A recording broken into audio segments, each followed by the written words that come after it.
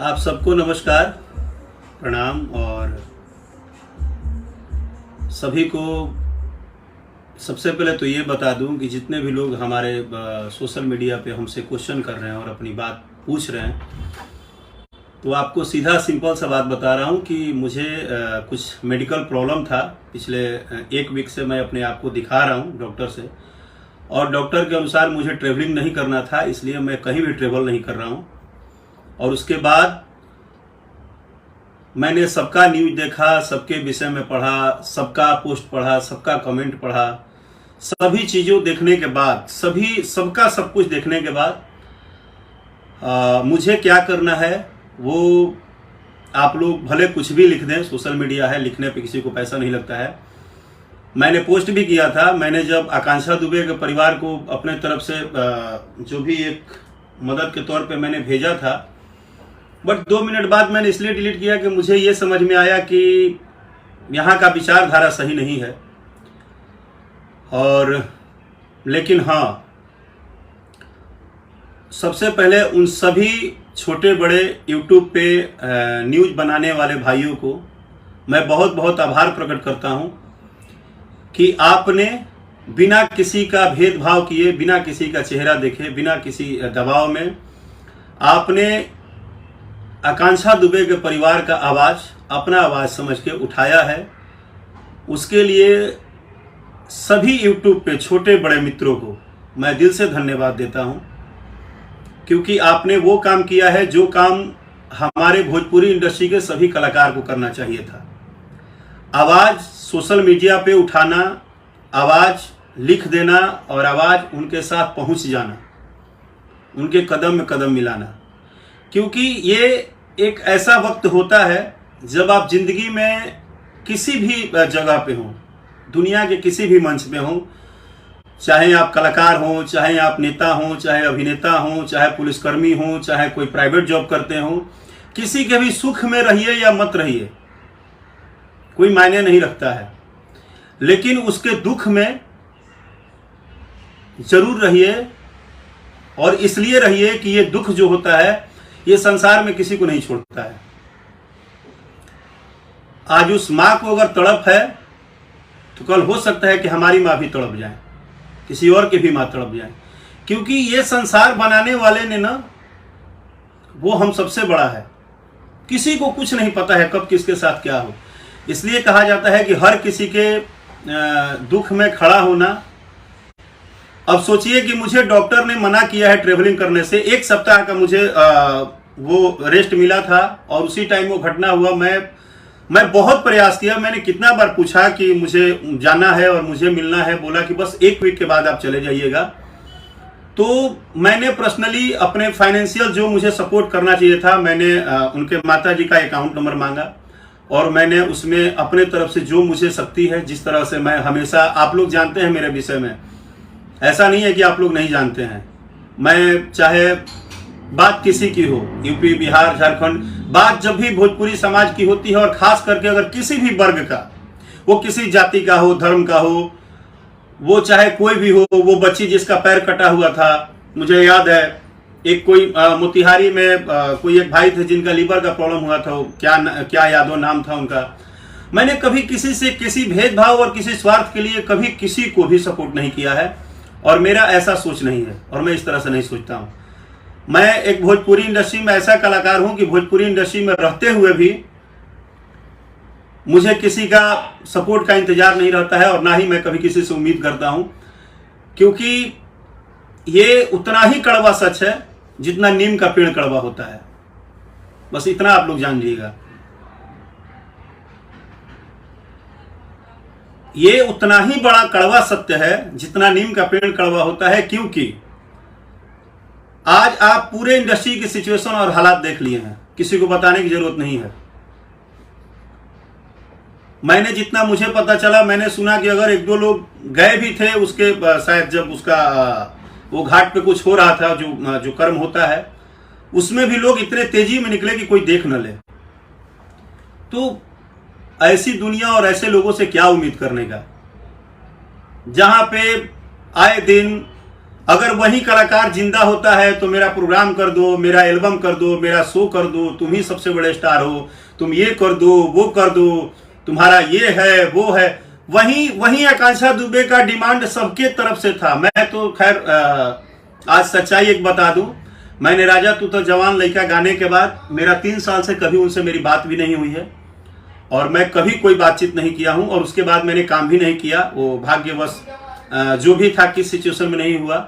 लेकिन जब मैंने उनका ये जब घटना मुझे पता चला तो एक तो मैं अपने आप को बस यही बोलूंगा कि उस टाइम मेरे साथ भी मेडिकल प्रॉब्लम जो था वो नहीं होना चाहिए था ताकि मैं पहुंच जाता। लेकिन 3 साल बातचीत नहीं होने के बाद भी मैं बस यही सोच रहा था। उसके बाद मुझे एक चीज और बुरा लगा जो आप सबसे बोल रहा हूं। सबको पता है कि हमारे समाज में कोई व्यक्ति का कैसा भी हो, उस व्यक्ति का बर्ताव कैसा भी हो, व्यवहार कैसा भी हो, लेकिन जब आत्मा परमात्मा के पास चला जाता है तो वो स्वरूप भगवान का हो जाता है।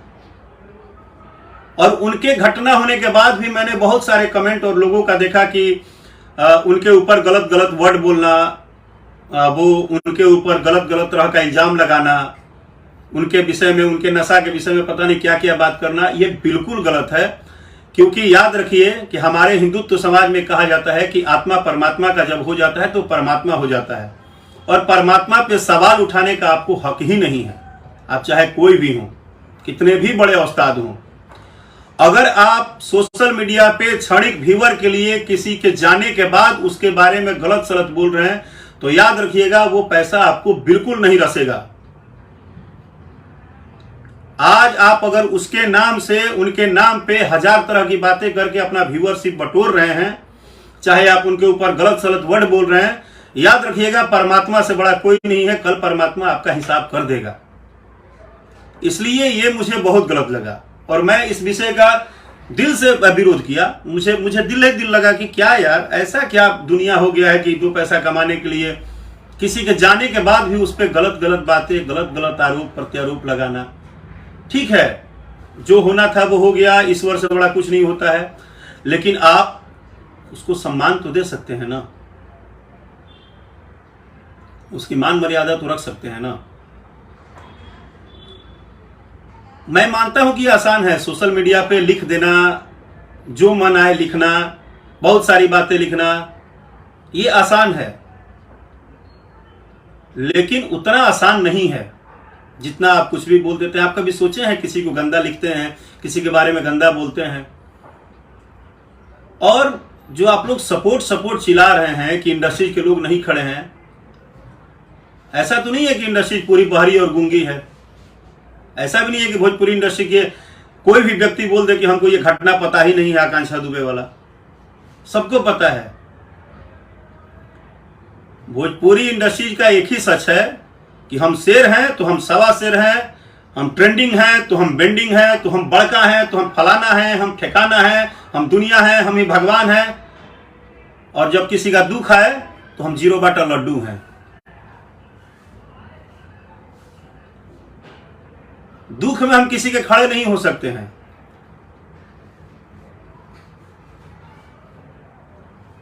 यूपी, बिहार, झारखंड से लेकर भोजपुरी में होने वाले तमाम घटना, किसी गरीब को ही जरूरत हो तो वहां पे कोई भी भोजपुरी कलाकार खड़ा नहीं हो सकता है। हाँ, वो अपने 10-15 चमचा बना के रखे हैं कि भैया ने दीवार तोड़ दिया, भैया ने इतिहास रच दिया, भैया ने पंप उखाड़ दिया, भैया ने फलाना कर दिया, भैया ने ठिकाना कर दिया, और ओरिजिनल में भैया ने 0 बाटा लड्डू किया। जब अपने आप से शीशा के सामने पूछेंगे तो। लेकिन ये बात जिसने बोला वो सबसे बुरा। इस दुनिया का सबसे खराब कलाकार वो जो सच बोल दे। जिस तरह सब चापलूसी कर रहे हैं उसी तरह भाग्य तुम लिखते नहीं हो। थोड़ा सा लाइन का कनेक्शन कुछ भी हुआ था, नेटवर्क का, तो मैं बस यही बोल रहा हूं कि जब भगवान लिखते हैं, सबको अपने अपने किस्मत से मिलना है, उनसे ज्यादा कोई नहीं ले सकता है, कोई दे नहीं सकता है। तो फिर सच बोलने में प्रॉब्लम क्या है? ठीक है, सोशल मीडिया का जमाना है, सच बोलोगे तो 10 को भक्त चिल्लाएंगे, उल्टा सीधा बोलेंगे, क्या हो गया, बोलने दो। बहुत सारे लोग बहुत सारी चीजें बोलते हैं, उससे क्या फर्क पड़ना है? अपनी बात तो आपको रखनी चाहिए ना। और मुझे मैं कभी भी बोलता हूं कि मुझे आपके मैसेज करने के बाद मैं किसी का ध्यान नहीं रखूंगा। आप अगर जो भी बैठे बैठे बंद रूम में भगवान बनते हैं, आप ये नहीं किए, आप वो नहीं किए हैं, आप लोग सिर्फ दिखावा के लिए तो सब लिख सकते हैं सोशल मीडिया पे। आपकी औकात नहीं है धूप में जाके मेहनत करना, और आपको ये भी नहीं है कि आप जाके खड़े हो जाएंगे। इतनी हिम्मत है तो झंडा लेके खड़े हो जाइए आकांक्षा दुबे के लिए, हम मान जाएंगे कि आप लोग में पावर है। हो जाता है। मैं भी बंद रूम में भाषण दे रहा हूं, लेकिन मेरा भाषण के पहले मुझे जो करना है वो मैं कर दिया हूं, और मैं सिर्फ ये बताने आया हूं और ये बता रहा हूं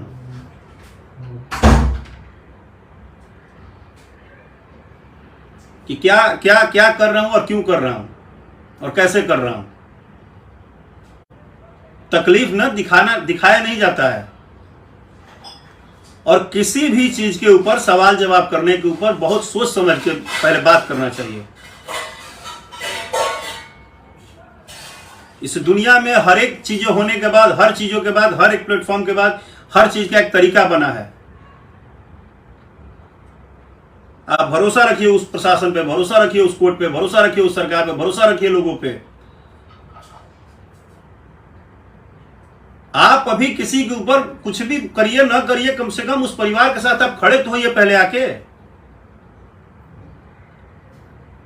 हम इंडस्ट्रीज हैं, हम ही भगवान हैं, हम तूफान मचा देते हैं, हम पूरा बाढ़ ले आ देते हैं, और उसी में 20-30 को भक्त हैं।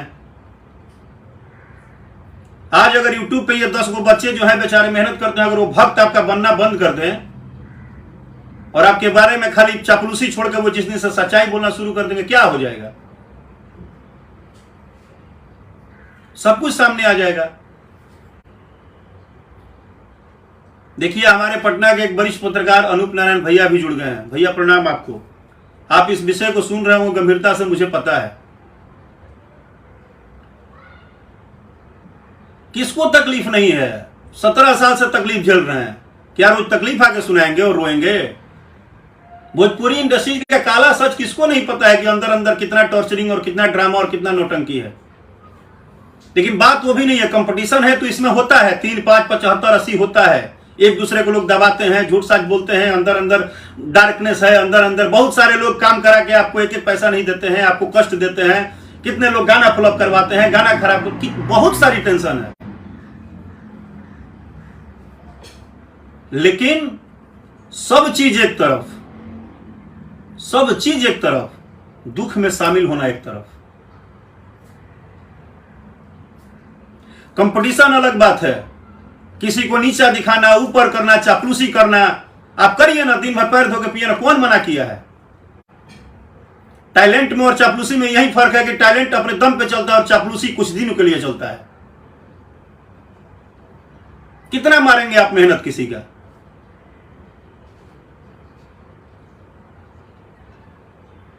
कितना मारेंगे? आप राकेश मिश्रा को मार ही तो रहे हैं 15 साल से, और आप आज भी खुश हैं कि आपके वो चहेते जो चहेते लोग हैं वो आज भी आपके भक्त बन के घूम रहे हैं, इसलिए आप खुश हैं कि हम कुछ भी कर देते हैं तो ये लोग तो हमारा भक्त है ही ना। ये लोग थोड़े इधर से उधर होना है। अरे समझिए, ये दुख सिर्फ एक आदमी के लिए नहीं आता है, सबके लिए आता है। किसी की तबीयत खराब में दुख होती है, किसी का कुछ दुख होता है, किसी का कुछ दुख होता है, लेकिन दुख और सुख का जीवन का एक प्रचलन ये चलेगा और ये चलते रहेगा। बहुत लोगों ने मेरे से पूछा मेरे मनीष कश्यप के बारे में। क्या हम आपको बोले मनीष कश्यप के बारे में? यही बोले कि आप मनीष कश्यप के नाम पर रोटी सेक रहे हैं तो हम भी रोटी सेकें। हम उनके दुख में खड़े हैं तो उनके दुख में आपको दिखाएंगे कि हम कैसे खड़े हैं। हम दुनिया में किसी से भी अगर जुड़े हैं ना, तो हम उससे पर्सनल रिश्ता रखते हैं, प्रोफेशनल रिश्ता नहीं रखते हैं।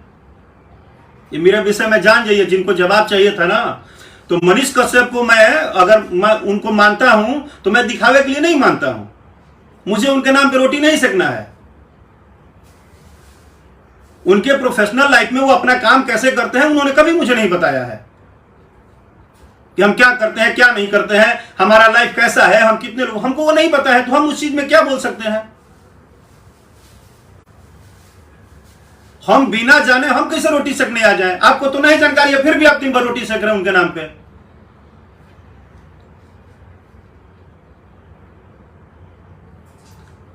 अगर आप दुनिया में उतना ही उनको प्यार करते हैं तो जाते हैं उनके परिवार को उठा के अपने घर पे लाते हैं, 6 महीना रखिए, तो हम मान जाएंगे कि आप बहुत प्यार करते हैं।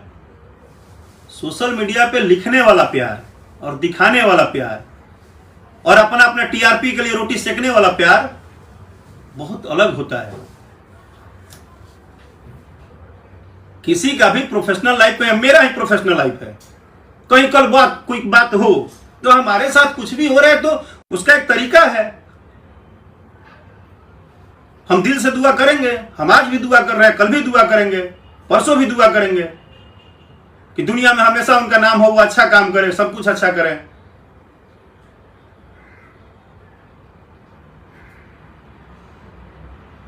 हर बात पे सिर्फ एक, सारे लोग का एक ही बस मोटो है कि फेसबुक और इंस्टा का जमाना आ गया है, जो लिखना है लिख दो। अरे हम क्यों बताएं तुमको कि हम किसको कितना प्यार करते हैं, किस तरह से करते हैं? तुम रोटी सेको दिन भर जितना सेकना है, रोटी सेक ही रहे हो। तुम धूप में मेहनत करके बड़े नहीं ना हुए हो, सोशल मीडिया आया है तो बक बक करके अपना जीवन चला रहे हो। वो भी सिर्फ फेसबुक पे ये बक बक करने वाले लोग। वरना आज मैंने बोला ना कि जितने भी यूट्यूब पे आज लड़के हैं, आज उनको धन्यवाद मैंने इसलिए दे रहा हूं, जबकि मैं हमेशा बोलता हूं कि उसमें कुछ लोग गलत करते हैं, लेकिन आज वो सारे लोग जो कल तक राकेश मिश्रा को बुरे भी बोलते थे, मुझे बहुत सारी गालियां भी देते थे, मैं आज उनको भी बोल रहा हूं कि वो सभी लोग,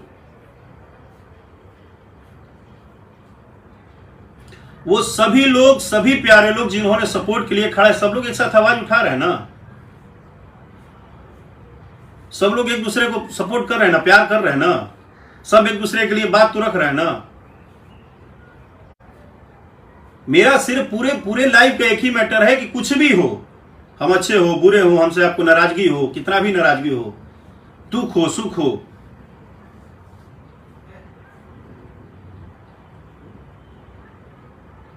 तो कुछ भी सुख में रहिए या मत रहिए, आपको कितनी भी नाराजगी हो, तकलीफ हो, लेकिन दुख हो तो वो चाहे किसी भी लेवल का हो, आप एक बार उनके साथ जरूर खड़ा होइए।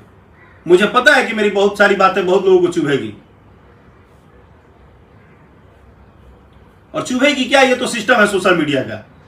आप अच्छा करो चाहे बुरा करो, 60% लोग आपको सही बोलेंगे तो 40% लोग गाली लिखेंगे। अब इसमें तो कोई विचार रख नहीं सकता है। सोशल मीडिया से दूरी बनाने का और लाइव नहीं आने का रीजन क्या है? विचार अगर सही बात बोल दो तो काट जैसा चुभ जाता है, चापलूसी कर दो तो बाबा बाबा, वो हो नहीं पाएगा अपने से।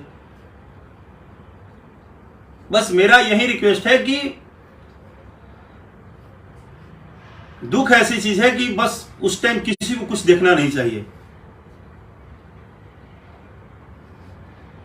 और इस दुनिया में सुख दुख का तांता लगा रहता है। कभी किसी को कुछ भी प्रॉब्लम हो सकता है, कभी किसी के लाइफ में कुछ भी समस्या, और हम जब अगर कहते हैं, सिर्फ कहने के लिए अगर परिवार है तब तो कोई बात नहीं, और अगर कहते हैं कि हम एक परिवार हैं तो एक परिवार की तरह एक दूसरे का हालचाल लेना, उसके विषय में जानकारी रखना, उसके पास जाना, अपनी बात रखना जरूरी होती है।